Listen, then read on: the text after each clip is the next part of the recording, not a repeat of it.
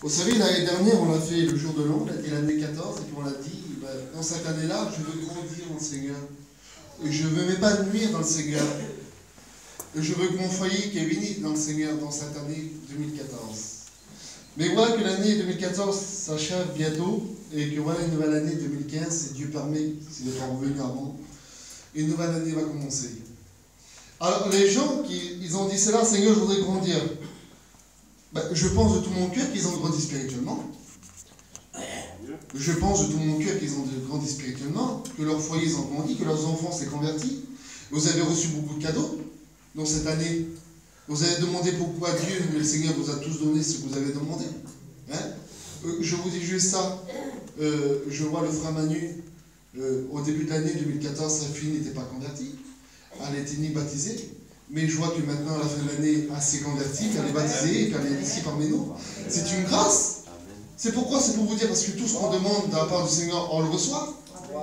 Oui, mais de rechercher ce qu'on a perdu. Seigneur, mais c'est-à-dire, je l'avais, mais par les circonstances de la vie, par les difficultés dans ce monde, eh bien, il semblait qu'on l'a perdu. Et la Brésil, tout à l'heure, avec son compagnon, ils ont chanté un cantique, et j'ai retenu une parole. On a besoin des épreuves pour grandir. On a besoin des épreuves pour grandir. Bien sûr qu'on a besoin des épreuves. Bien sûr, c'est une guerre. Tous les jours on combat. Mais il faut faire attention, mes frères et sœurs. De quelle façon qu'on combat? Il y a une manière pour combattre. On ne peut pas combattre comme d'habitude, non. Surtout au niveau du langage, au niveau du comportement. Mais on doit combattre spirituellement. Avec l'amour dans notre cœur. Bien sûr. L'Éternel disait, ne criez pas, que je combattrai pour vous. Il disait au peuple d'Israël, laissez-moi vous dire que le Seigneur ne change pas. Il est toujours le même. Et c'est lui qui combattra avec nous. Gloire au Seigneur. Alors oui, recherchez ce qu'on a perdu. Dans Ésaïe 41, verset 6, écoutez qu'est-ce qu'il est dit. Moi, l'Éternel, je vous ai appelé pour le salut, et je te prendrai par la main, et je te garderai. Moi, l'Éternel, je vous ai appelé pour le salut. Mais Seigneur, tu nous as appelés, parce que la parole de Dieu dit que ce n'est pas nous qui nous avons choisis, mais c'est lui qui nous a choisis. C'est donc qui nous a appelés, pourquoi? Mais pour le salut de notre âme, de avoir la vie éternelle. Je suis venu chercher, nous dit le Sauveur, ceux qui étaient perdus. Nous qui étions dans ce monde, nous qui étions ignorants, pas ignorants, non, mais qui nous étions aveuglés par les choses de ce monde, le Seigneur est venu, et puis sa douce lumière nous a ouvert les yeux. Et voit que nous sommes devenus des nouvelles créatures. Gloire au Seigneur. Et moi j'ai marqué, le salut c'est la vie éternelle, bien sûr, c'est le notre âme. Je te prendrai par la main. Écoutez bien le texte. Je te prendrai par la main. Seigneur, pourquoi alors? Pourquoi je te prendrai par la main? Oui. Pourquoi? Parce que nous sommes ses enfants. Nous sommes ses enfants. Vous savez, comme on va dans les magasins, comme on a un enfant, on le prend toujours par la main. Pourquoi? Parce qu'il va aller là-bas, il va aller là-bas. Et puis c'est dangereux des fois. Le magasin est grand, puis si on le laisse 10 minutes, on ne sait plus aussi qu'on l'a, puis on commence à paniquer. Mais quand on dit que si on l'a toujours par la main, ben lui nous suit. Et là j'ai marqué, il nous prend par la main, pourquoi? Parce qu'il nous montre la direction. Il nous montre la direction. Ah bien sûr, le chemin est long, le chemin est difficile. Mais à combien que le Seigneur répondra à un cœur? Quand on dit que si on est toujours dans la main du Seigneur, personne ne peut le ravir. On dit, Seigneur, mais pourquoi ça nous arrive? Pourquoi ça, Seigneur? Et bien souvent, le fois, on jette la faute sur le Seigneur. Mais qu'on dit qu'il n'est pour rien. Mais tout simplement, fais-moi confiance, dit le Sauveur. Fais-moi confiance. Oui, bien souvent, le fois, c'est nous qui détournons le regard du Seigneur. Et non pas lui. Alors, la question t'est posée ce matin. Comment es-tu? Comment est ta vie? Comment va ton âme? Qu'as-tu fait du talent que Dieu t'avait donné? Ce cantique, il dit, qu'as-tu fait du talent que Dieu t'avait donné? L'as-tu enterré sur la terre qui est dans ce monde? Ou l'as-tu fait valoir de la part du Seigneur? Alors oui, le Seigneur nous montre la direction. Et puis il dit, je te garderai. Seigneur, je te garderai. Et moi, j'ai mis ma pensée, une assurance. On a une assurance, mes frères et sœurs. On a une assurance, oui. Pourquoi? Parce qu'on marche par la foi. On marche par la foi. Oui. La foi, c'est ce que l'on entend, ce que l'on entend vient de la parole du Seigneur. N'oubliez pas, qu'importe les épreuves, qu'importe les difficultés, mais si on a la foi, eh bien, tout ce qui se met à travers de nos chemins, ben, l'Éternel est là, il est à plein des sentiers. Oui. Alors le Seigneur nous a appelés au salut, il nous prend par la main, et je te garderai, Seigneur. Je serai avec vous tous les jours jusqu'à la fin du monde. Quelle assurance! Quelle assurance pour nous! Ça va être dur les paroles que je vais vous dire, mais je l'ai vu comme ça. Bien souvent fort, on a la famille qui est très chère à nos yeux. On va dire une père, une mère, un enfant, des amis, je ne sais pas. Et vous savez, quand on perd quelque chose de cher, comme on perd une mère ou un père, Seigneur, c'est difficile. Ou un mot, on va dire, elle nous a quittés. Elle nous a quittés. Mais regardez comment que le Seigneur peut remplacer. Pas remplacer, non. Mais comment que le Seigneur peut cicatriser une plaie. Parce qu'il est éternel. Il est tous les jours avec nous. Nous, on grandit. Nous, on vieillit. Nous, on change. Mais le Seigneur est tous les jours le même. Tous les jours remplis d'amour. Tous les jours remplis d'espoir. Gloire au Seigneur.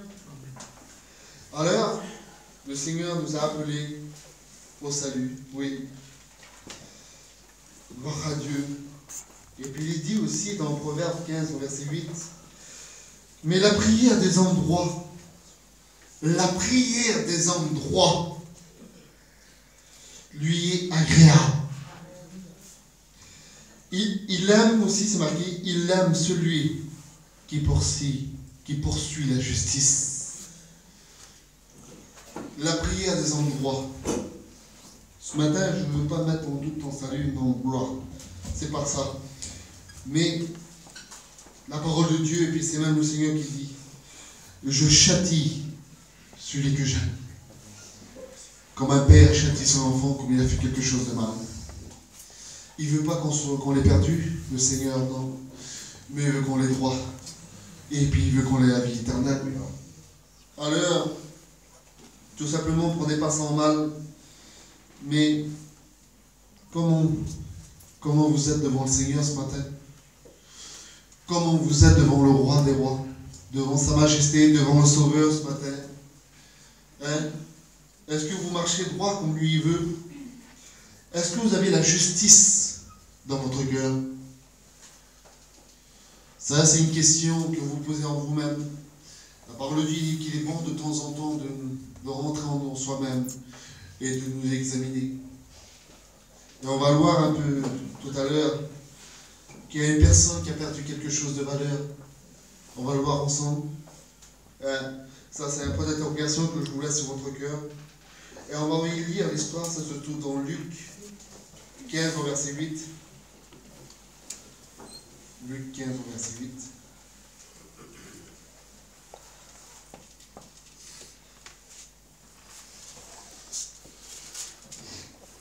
Gloire à Dieu. Voilà. Il dit qu'un jour, une femme elle avait 10 grammes. Elle avait 10 pierres précieuses. Inestimable. Quelque chose de précieux. Et puis elle a dit, l'histoire nous dit qu'un jour, elle a perdu 1 gramme. Elle a perdu une seule. Mais vous allez voir comment cette femme va se débrouiller pour récupérer ce qu'elle a perdu. Et vous allez voir des fois que ça y a coûté. Et voilà qu'elle avait 10 drames, elle a perdu une. A fait une chose, premièrement. A fait premièrement une seule chose. L'histoire nous dit qu'elle allume une lampe. Elle allume une lampe. Et moi, j'ai marqué, qu'est-ce que c'est une lampe? Pour vous, c'est quoi une lampe? C'est une lumière. C'est une lumière d'abord qui nous éclaire à nous. C'est une lumière qui nous éclaire à nous. Et David disait dans le psaume 119 au verset 5, ta parole est une lampe à mes pieds. Ta parole est une lampe à mes pieds. C'est-à-dire, il faut allumer cette lampe. Cette lampe pour regarder, cette lampe pour observer. Parce qu'il dit un peu plus loin, et une lumière sur mon sanctuaire. Moi, je suis une lampe et je veux refléter la lumière qui est Jésus, parmi ceux du dehors. Oui. Une lumière. Ben d'abord laissez-moi vous dire, mes frères et sœurs, allumez cette lumière. Parce que dans Jean 12, au verset 46, il dit que Jésus est venu comme une lumière dans ce monde, afin que quiconque croit en moi ne demeure pas dans les ténèbres. Oui. Je ne sais pas qu'est-ce que tu as perdu, je ne sais pas. Sans doute la prière, sans doute la sagesse, sans doute. Je ne sais pas, je ne connais pas ton cœur, je ne le vois que physiquement, moi. Mais le Seigneur voit spirituellement, puis il voit votre cœur. Lui connaît votre besoin. Alors allume cette lumière, parce que le Seigneur Jésus dit, la lumière est encore un peu de temps au milieu de vous. Marchez pendant que vous avez la lumière, afin que les ténèbres ne se prennent point. Celui qui marche dans les ténèbres ne le sait où il va. Pendant que vous avez la lumière, croyez en la lumière, afin que vous soyez des enfants de lumière. Mes frères, mes sœurs, souvenez-vous, Seigneur, je te suivrai. Vous serez mes témoins, nous dit le Seigneur, en Judée, dans la Galilée, en Samarie, jusqu'aux extrémités de la terre. Vous serez mes témoins. Oui, et un témoin, qu'est-ce que c'est? Ben, c'est un témoin, ben, ceux qui poursuivent la justice, qui dit la vérité, et qu'on reflète la gloire du Seigneur. Oui, mes témoins. Alors, cette femme, elle allume la lumière. Pourquoi? Parce qu'elle avait une grande pièce. Et comme j'ai dit tout à l'heure, si nous marchons dans les ténèbres, on le sait où on le voit. On peut se coigner, on peut se faire mal, on peut tomber. Oui. Mais qu'on dit qu'on allume cette lumière qui est la parole du Seigneur, alors c'est elle qui pourra nous diriger. C'est elle qui pourra nous conduire. Vous savez, on a beaucoup de demandes différentes. On a beaucoup de demandes différentes parmi nous. Mais aussi la parole de Dieu, elle a toutes les réponses aux questions. Elle a toutes les réponses à tes problèmes. Oui, pourquoi? Parce que c'est la parole de Dieu. Et que la parole de Dieu, ben, c'est Dieu lui-même. C'est Jésus. Et c'est le Saint-Esprit. Oui. Alors, elle allume cette lampe. Et apprend une deuxième chose. Et c'est là qu'est la difficulté pour nous, cette deuxième chose. Elle prend un balai. Elle prend un balai. Seigneur, qu'est-ce que ça représente, le balai? Oui. Ça représente quoi, le balai, pour vous? Moi, mon balai à moi, vous savez, c'était quoi? C'était Jésus, mon sauveur. Pourquoi? Parce que quand je l'ai laissé entrer dans ma vie, quand je l'ai laissé entrer dans mon cœur, il a fait le nettoyage de ma vie. Il a fait le nettoyage de ma vie. Toute poussière, toute souillure, il a fait tout disparaître. Tous nos péchés, il les a pris. Il les a jetés loin. Loin de lui et loin de nous. Oui, alors je te conseille, par l'amour du Seigneur, de prendre ce balai et de dire, Seigneur, balaye ma vie. Balaye ce qui n'y va pas dans mon cœur, parce que je veux être agréable à tes yeux. Vous savez, les disciples un jour étaient avec Jésus. Ça se trouve dans Matthieu 8, en verset 23. Et voilà que les disciples, et certainement c'était des pêcheurs, ils connaissaient très bien la mer. Jésus dit passer dans l'autre bord, et voilà que Jésus montait avec. Et puis les disciples étaient devant. Ils connaissaient la mer par cœur. Ils connaissaient très bien. Ah, certainement, ils ont dit, on n'a pas besoin de lui pour naviguer, pour nous dire la direction. Et puis, les soucis de la vie, les problèmes dans ce monde, ils ont commencé à laisser envahir dans leur cœur. Et voilà qu'ils sont au milieu de la mer. Et là, voici qu'une grande tempête commence à venir, que les flots, ils ont commencé à remplir le bateau. Et ils ont essayé de s'en sortir par eux-mêmes. Pourtant, ils disaient, j'ai pas besoin de lui, je sais diriger ma vie. Ouais, moi, ils voulaient être devant Jésus au lieu d'être derrière Jésus. Et puis, ils ont laissé Jésus s'endormir. Quelle erreur! Quelle erreur! Je ne sais pas combien de temps as-tu laissé Jésus t'endormir. Je ne sais pas combien de temps n'as-tu pas prié haute voix.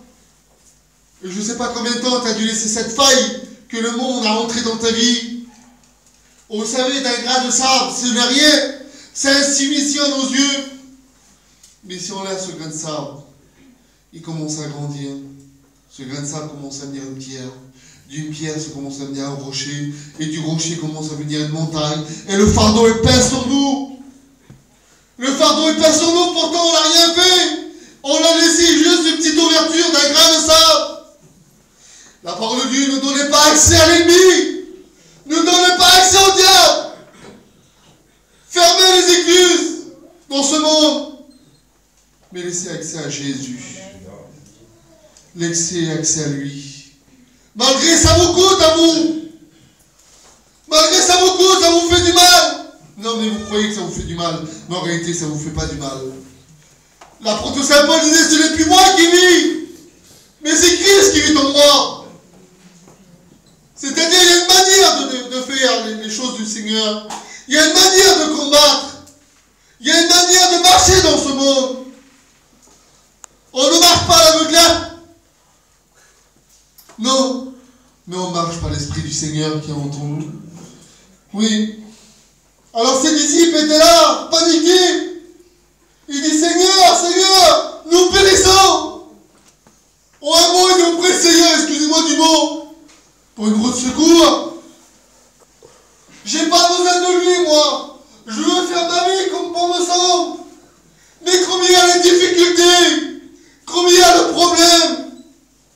Tu le sais où y aller. Tu sais où y aller. Ben, tu tournes tes regards vers Jésus. Tu tournes tes regards vers Jésus. Et comme le Seigneur il te donne ce que tu as demandé. Merci Seigneur. Merci Seigneur. Et puis là, ça commence à négliger encore. Le Seigneur m'a donné, merci Seigneur, c'est bien. Je te remercie Seigneur, oui. Allez, je repars ma vie comme bon me semble.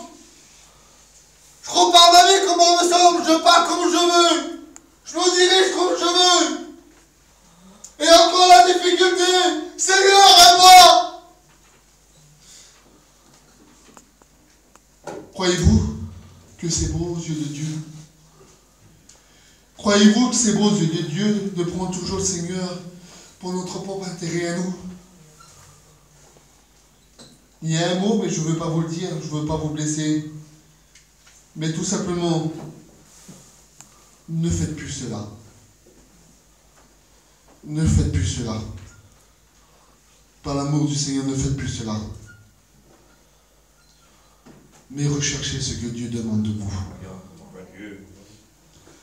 Recherchez ce que Dieu demande de vous. C'est le plus important. Nous sommes qu'une vapeur qui paraît pour un temps. Nous sommes comme une fleur des champs qui agrandissent